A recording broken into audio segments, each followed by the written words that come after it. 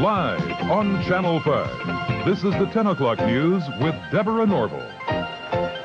Coming out revealing secret negotiation between the Nazis and the Zionists in 1933, which allowed German Jews and their assets to go to Palestine. Rich Samuels joins us tonight with the story of the controversy behind the book and the author's struggle to write it. Rich? Deborah, with the rise of Adolf Hitler to power in the spring of 1933, the Jews of the world were faced with a dilemma. They could raise a cry of protest, a cry few would heed, or they could make a deal with Hitler, a deal that would bring a step closer their dream of an independent Jewish state. The choice they made was difficult and agonizing. This new book describes that choice. The book is called The Transfer Agreement.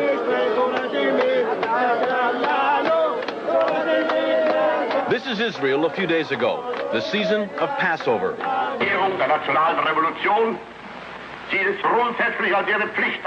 And this is Germany 51 years ago, the blossoming of Adolf Hitler's springtime.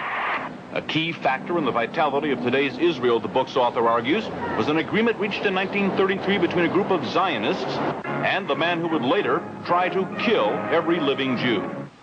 The great irony is that Adolf Hitler became the chief economic sponsor of the State of Israel.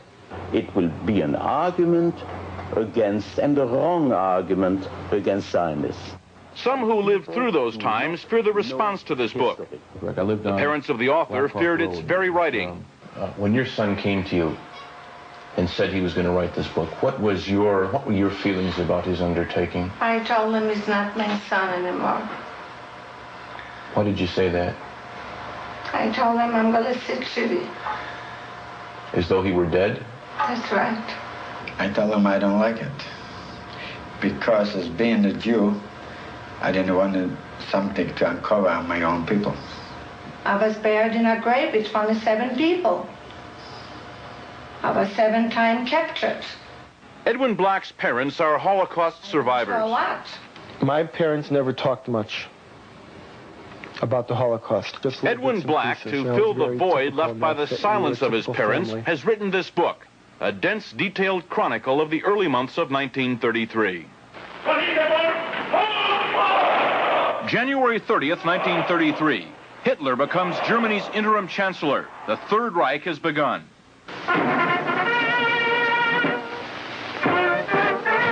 But in this country, on March 4th, attention is diverted by the inauguration of Franklin Delano Roosevelt. More power to you, President Roosevelt. The entire country's behind you, thrilled with hope and patriotism. But ominous headlines tell what's already happening to the Jews of Germany. The protest of American Jews was heard almost immediately. It was based on only the sparsest of press reports, and nowhere was that protest more vocal than here in New York City. All creeds, local and national organizations, and labor parties are joined in this gigantic demonstration passing through famous Washington Arch. Rabbi Stephen S. Wise, honorary president of the American Jewish Congress, leads the procession down Fifth Avenue on foot. Father arranged for the first great mass meeting at Madison Square Garden to protest Hitlerism. He felt that when freedom was threatened, silence condoned oppression always. Thousands who waited hours behind police lines rush forward as the doors of Madison Square Garden are open. Jews and Gentiles join in the race for seats, and 22,000 of them get in. I was a young kid then, you see, as a teenager. And I belonged to a Zionist youth group. And we were all summoned to go to that rally. Well, it was a very agitated crowd. Many Yiddish speaking, a few English speaking. Rabbi Wise mounted an appeal to the Jewish people to do something to save Jewish honor. Most of the important, well-established Jews were very angry at him, said this was sensationalism, and that if anything happened to the Jews in Germany, the blood of the Jews would be on his head. Dr. Stephen S. Wise, rabbi of the Free Synagogue and a national leader of liberal thought, speaks in behalf of the Jews of the United States. This is not a Jewish meeting.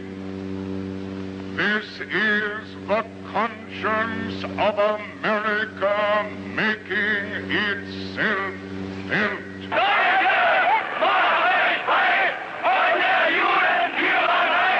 The conscience of Nazi Germany made itself felt 5 days later. Across the Reich, Hitler's troops shut down Jewish-owned businesses for 24 hours. Within days, American Jews marched calling for the boycott of all German exports. Jews throughout Europe echoed that call, so did Jews everywhere.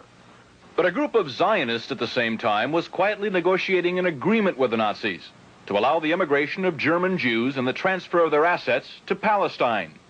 That deal, reported in August 1933, was the transfer agreement. Palestine, sparsely settled by Jews at the time, was radically changed as a result. I lived in Palestine from 1933 to 1936, and we saw every week transports of German Jews coming to settle in Palestine. And many new professions were introduced by them into the country, and they played a leading role in making Palestine then a more advanced and progressive country. Israel is really what it is because of the foundation laid by the Eastern European group, and then the lift toward an educated and well-organized government that came with the immigration of the German Jewish group.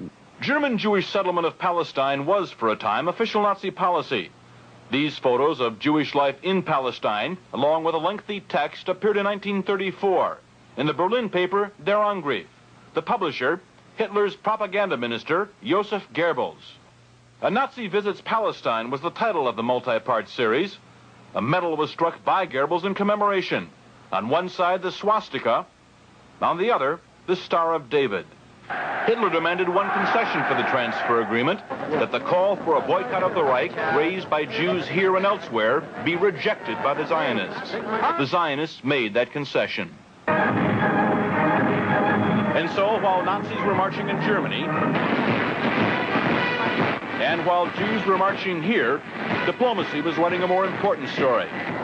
In the Mediterranean, where the dream of a nation-state for Jewish people came a step closer to reality.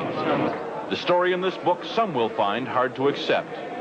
I still feel the hurt, but after I read it, I said, I'm all with you. Go ahead and write it. Because everything was exactly what happened, and that's the truth, and you cannot deny it. And the truth must prevail. And I'm not worried by the people who will find the book in bad taste. The smart people, the intelligent people, the people who went through will understand. The author is torn between two profound feelings. That he has to be for a Jewish state, and that the silence which his parents have kept, well, he has to retaliate against that silence, and he takes it out on others. It was a quest. It took me around the world. Financially, it depleted me. Emotionally, it drained me. And as far as my being a Jewish person and understanding my Jewish identity and my relationship to Israel and the Holocaust, it has fulfilled me. It has given me identity. That he tries to exorcise his own demons by creating ghosts to visit the nights of others is really a very personal drama. And my only hope is that he will not damage the people, the state, and the brethren and sisters whom he proclaims to cherish. Did you find what you wanted to know? Yes, I know what happened, and I know why. The transfer agreement will be available shortly. Macmillan is the publisher. Deborah? Thanks, Rich. Really interesting.